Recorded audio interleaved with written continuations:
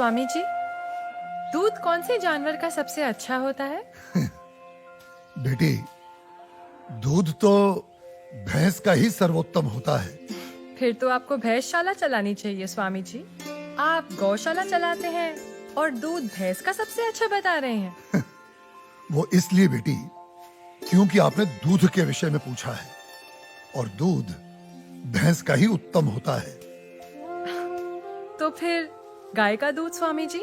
बेटी, गाय का दूध दूध नहीं, अमृत होता है। और हमारे लिए गाय जानवर नहीं, हमारी माँ है। वो कैसे स्वामी जी? बेटी, हमारे शास्त्रों में स्पष्ट उल्लेख है, गावो विश्वस्व मातरः, गाय संपूर्ण विश्व की माता है।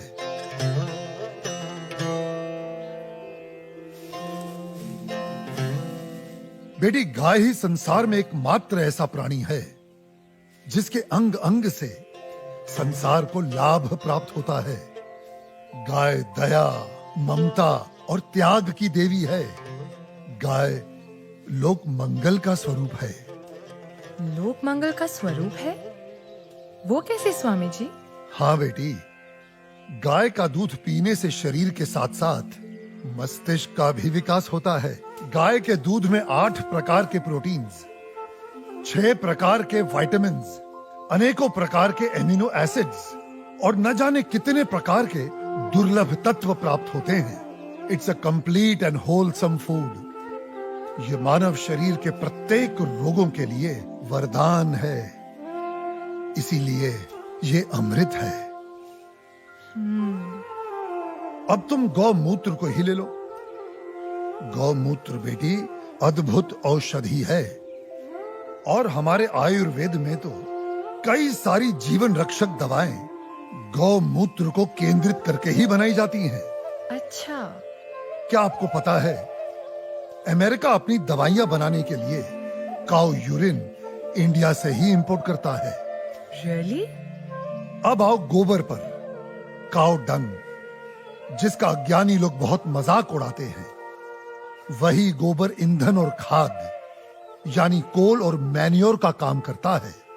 It's a natural fuel and fertiliser. आपको पता है बेटी, गांव के कच्चे घरों की दीवारों पर गोबर लेपने से उन पर सूर्य की सख्त और विषाक्त किरणों का असर ही नहीं होता। ओह। बेटी, हमारे शास्त्रों में कहा गया है कि गाय के खुरों से उड़ी धूल यानी गोधूली अपने मस्तक पर लगाना तमाम तीर्थों में स्नान करने के बराबर है।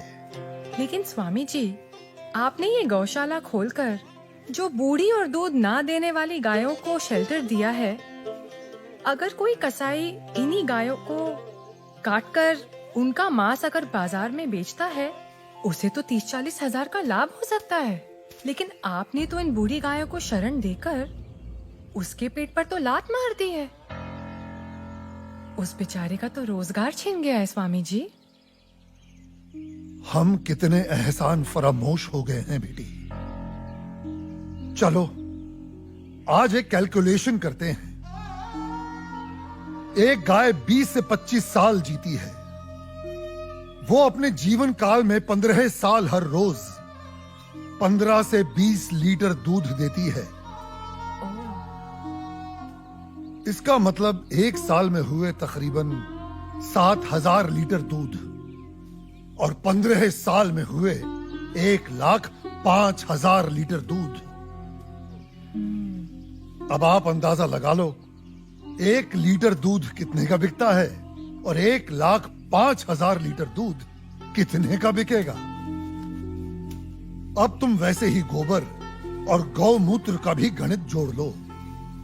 तुम्हारी आंखें फटी और खुली रह जाएंगी कि एक गाय अपने पूरे जीवन काल में कितने करोड़ों रुपए मनुष्य को कमा कर देती है। बेटी, अनेक इंडस्ट्रीज काऊ डेयरी और उसके बाय प्रोडक्ट्स पर टिकी हुई हैं। और ये गणित यहीं खत्म नहीं होता बेटी। उसकी मृत्यु के उपरांत उसकी चमड़ी, उसकी अस्थियां भी काम में आती हैं। उससे भी लोग पैसे कमाते हैं। और आप 30-40 हजार रुपयों की खातिर उस ममता की मूर्त को जीवित काट कर व्यापार करने की बात कर रही हो, उसे खाने की बात कर रही हो।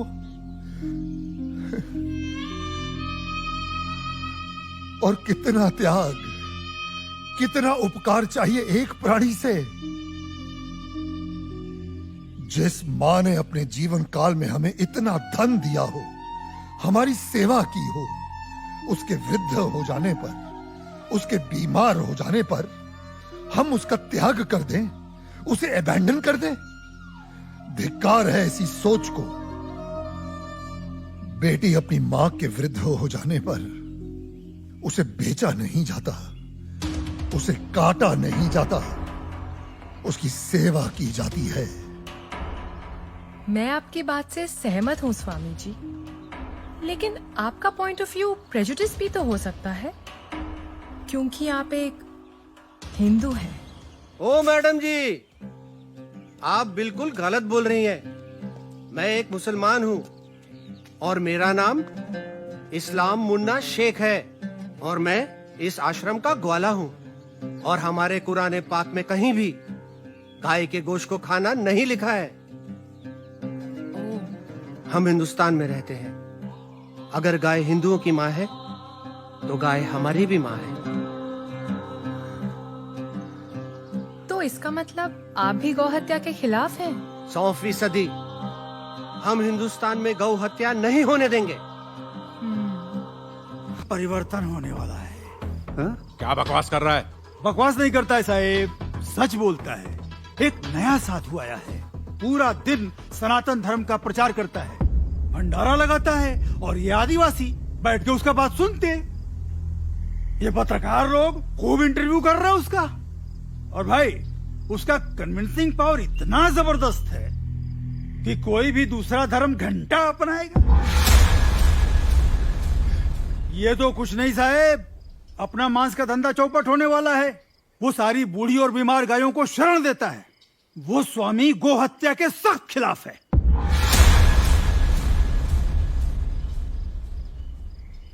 शिवा साहिब, इन्हीं गायों को तो हम खरीदते, इन्हीं का तो मांस बेचते। आपको पता है उसकी गौशाला में मुसलमान काम करते हैं और हमारे कसाई घर में कई कसाईयों ने गाय काटने से इनकार कर दिया है। शिवा साहिब, गाय नहीं कटेंगी तो धंधा कैसे होएगा, और धंधा नहीं होएगा तो पैसे कहां से आएंगे, और पैसे नहीं आएंगे तो इलेक्शन में जीतेंगे कहां से। तूने अपनी भाषा में समझाया नहीं उसको? समझाने गए थे साहिब, साले ने दम देके भगा दिया हमको। बोले तो बहुत सॉलिड है, एकदम पावरफुल है वो। स्वामी जी, आप तो सेक्युलर हैं, लेकिन आपके हिंदू धर्म में ये जो कास्ट सिस्टम है, जात पात, भेदभाव, ऊंच नीच, इसके बारे में आपको क्या कहना है? हाँ बेटी, इन्हीं बुराइयों ने तो हमारे सनातन धर्म को कलंकित कर दिया है और मैं बेटी इसका सख्त विरोध करता हूं। लेकिन बेटी, क्या तुम जानती हो, ये ब्राह्मण, क्षत्रिय, वैश्य और शूद्र जातियां नहीं हैं, ये 4 वर्ण हैं। और इन 4 वर्णों का विभाजन जन्म के आधार पर नहीं, कर्म के आधार पर किया गया है। समाज की उत्कृष्ट व्यवस्था के लिए, गवर्नेंस के लिए स्वयं मनुष्य ने इन वर्णों को बनाया है। बेटी, जो तेज बुद्धि वाले थे उन्हें पूजा पाठ, पठन पाठन, यज्ञ हवन और ज्ञान का प्रचार सौंपा गया, वे ब्राह्मण कहलाए। जो बलिष्ठ और शक्तिशाली थे उन्हें समाज की रक्षा का भार सौंपा गया, वे क्षत्रिय कहलाए।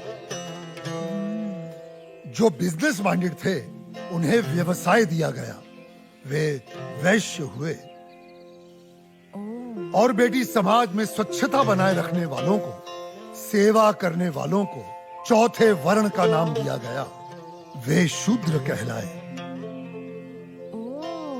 बेटी, हमारे शास्त्र कहते हैं जन्मने जायते शूद्राः संस्कारात् द्विनोच्यते, अर्थात जन्म से प्रत्येक व्यक्ति शूद्र होता है।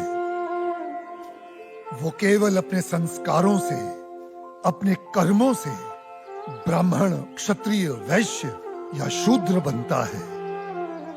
अब आप मुझे ही ले लो। पहले मैं अखाड़े में पहलवानी करता था, तो तब मैं क्षत्रिय था। आज मैं प्रवचन देता हूं, तो आज मैं ब्राह्मण हुआ। और यदि कल मैं कोई व्यवसाय करता हूं, तो मैं वैश्य कहलाऊंगा। समझी? मेरा ब्राह्मण या क्षत्रिय होने पर कोई कॉपीराइट नहीं है। बेटी, हमारे सनातन धर्म में ऊंच नीच का कोई स्थान नहीं है। ये चारों वर्ण एक दूसरे के पूरक हैं। They are interdependent on each other. ये एक गाड़ी के चार पहियों के समान है। बिना एक दूसरे के सहयोग के समाज का कोई भी महत्वपूर्ण कार्य पूरा नहीं हो सकता। जी स्वामी जी। बेटी, सनातन धर्म तो समस्त वर्णों, समस्त प्राणियों में करुणा, दया और अपनत्व की भावना रखना सिखाता है। सर्व धर्म समभाव में विश्वास करना सिखाता है। हमारा धर्म सब धर्मों को एक समान मानता है। बेटी, हमारे लिए तो ये पूरी धरती एक कुटुंब है, एक परिवार है। The whole world is one family. वसुधैव कुटुंबकम। क्या हो क्या रहा है यहाँ पर? हाँ, चल क्या रहा है यहाँ पर? तुम लोग यहाँ धर्म परिवर्तन करा रहे हो। मैं केवल धर्म का अर्थ समझा रहा था, सत्य का मार्ग बता रहा था। हाँ, रहने दे। साफ पता चल रही है तुम्हारी मंशा। ये जो तुम गौशाला खोलकर, ये रोज रोज के मुफ्त के भंडारे लगाकर इन गरीब आदिवासियों को बरगला रहे हो, घर वापसी की मुहिम चला रहे हो। ए, लाल बोटे के ठेकेदार, गलत। यहाँ पे कोई घर वापसी नहीं हो रही है, कोई धर्म परिवर्तन नहीं हो रहा है। मैं खुद एक मुसलमान हूँ और इस आश्रम में नमाज अदा करता हूँ। स्वामी जी ने आज तक मुझे कभी नहीं रोका है। तुम लोग गलत अफवाहें फैला रहे हो। ए मुन्ना, चुप रह, चुप। तू चुप रहे। क्या तुम लोग हिंदू मुसलमान बोल बोल के हम में दरार पैदा कर रहे हो? चलो निकलो यहाँ से, बंद करो अपनी ये राजनीति की दुकान। ए मुन्ना, तू अपना मुंह बंद रख। चिल्लाओ मत। मैं तुम्हें अच्छी तरह जानता हूँ कनन सिवाराव। जिस प्रकार तुम सनातन धर्म के विरुद्ध इन भोले भाले आदिवासियों के हृदय में जहर इंजेक्ट कर रहे हो और अपनी वोटों की खातिर पैसा बांट बांट कर इनका धर्म परिवर्तन कर रहे हो, ये सब अब नहीं चलेगा। स्वामी, तू जानता भी है कौन है ये? जानता हूँ। तुम्हारे आका हैं, जो तुम्हारे नाम पर फर्जी ट्रांसपोर्ट कंपनी चला रहा है और गैर कानूनी तरीके से गौ मांस बेचने का घोर अपराध कर रहा है। ए पंडित! कनन सिवाराव, गाय हमारी माँ है। हम एक गाय का गोश्त भी गोश्त ही होता है। ए, तू होता कौन है हमें रोकने वाला? है? मैं मुर्गी का गोश्त खाऊं, बकरे का गोश्त खाऊं या गाय का गोश्त खाऊं, गोश्त तो गोश्त ही होता है। ए, क्या फर्क पड़ता है? बिल्कुल फर्क पड़ता है। मानो तो माँ माँ है, वरना जानवर। कनन सिवाराव, माँ, बहन, बेटी और पत्नी सभी स्त्री जात होती हैं, लेकिन सभी के साथ एक जैसा संबंध नहीं बनाया जा सकता। ए कनन, क्या तू अपनी माँ बहनों के साथ सोता है? जब गाय नहीं होगी गोपाल कहाँ होंगे? जब गाय नहीं होगी गोपाल कहाँ होंगे? जब गाय नहीं होगी गोपाल कहाँ होंगे?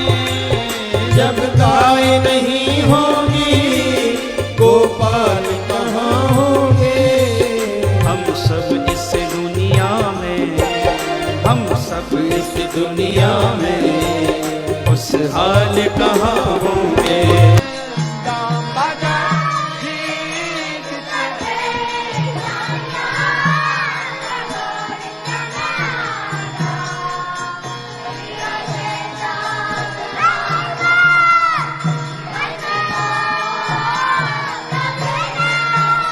आज श्री बोल नित्यानंद बोल हरि बोल हरि बोल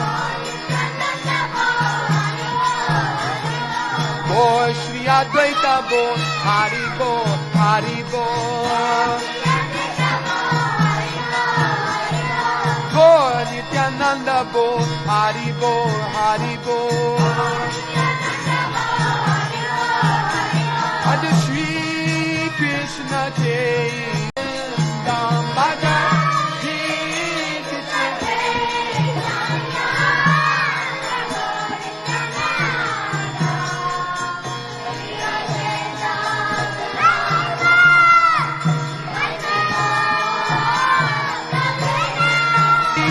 Hare Krishna, Krishna Krishna, Hare Hare, Hare Rama,